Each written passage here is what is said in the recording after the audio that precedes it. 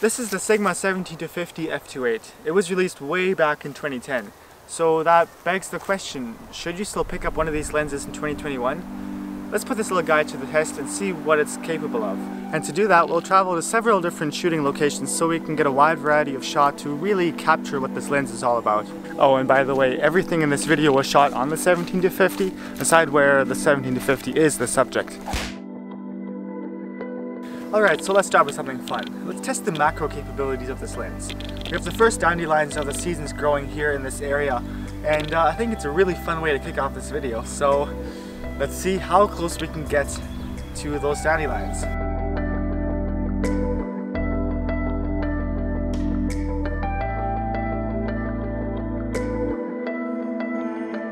So the minimum close focusing distance of the 17-50 is 28 centimeters or 11 inches, which, I mean, it's definitely not a macro lens by any means, but it's respectable.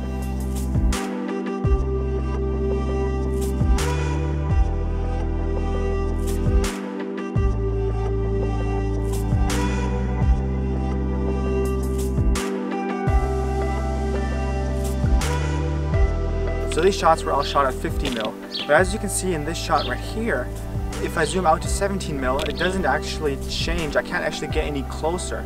So that's why I can get the closest at 50mm.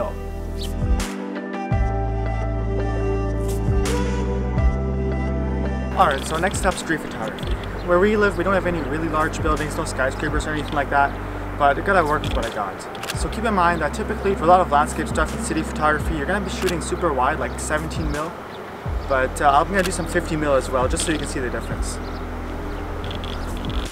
This is probably a good time to talk about sharpness. This lens is actually really sharp. I have seen some people mention online that it's a little bit softer around the edges when you're super wide open like f2.8, but it's honestly never really been an issue for me. And I think if this would be an issue for you, you're probably a professional who would use much more expensive lenses anyway, so it's not really something that I would worry about too much. For the next two types of photography, landscapes and portraits, let's rewind back to a recent trip I did to the Rocky Mountains.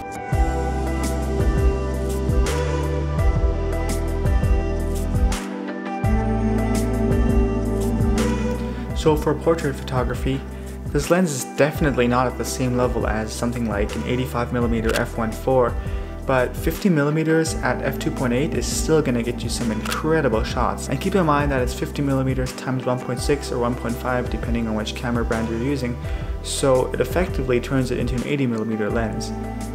So in a nutshell, if you're specializing in portrait photography, you'll probably want to get a prime lens, but the 17-50 is a really great all-around lens that also does really great portraits. That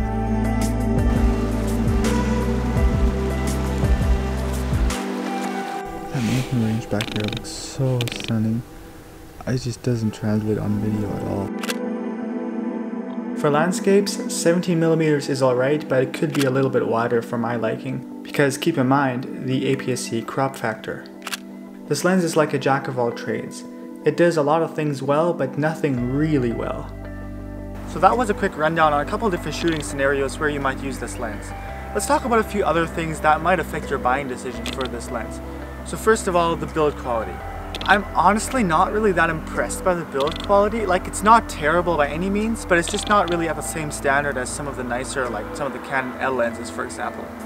That said though, if you consider the price point of this lens, it's actually not that bad. And we'll talk about the price a bit later yet, because I think that's one of the biggest factors that'll determine whether or not people will be buying this lens or not.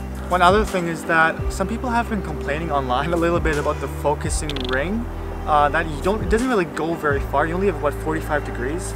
I personally have never really found that to be an issue though. Like, I'm focusing manually all the time when I'm shooting cinematic B-roll and stuff like that, and I haven't really found that to be too much of an issue, but just thought I would mention that. And also on the topic of the autofocus, you do also have to disengage the autofocus switch on the lens if you want to use manual focus, which is a little bit unconventional, not really a deal breaker, but just something to be aware of.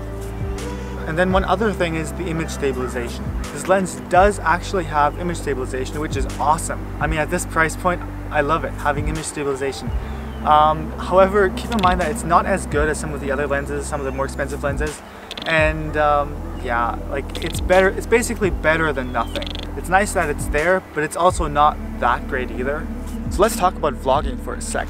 This lens has been my go-to lens for vlogging, and that's kind of surprising in a way if you think about it, because it's a 17mm but times a 1.6 crop factor, so you're effectively having a 27mm lens. That's actually not very wide if you think about it. And that's kind of a bit of a bummer. Like, I really have to hold out the lens, like, just to kind of have it be, like, you don't want to be close to my face, you know what I mean?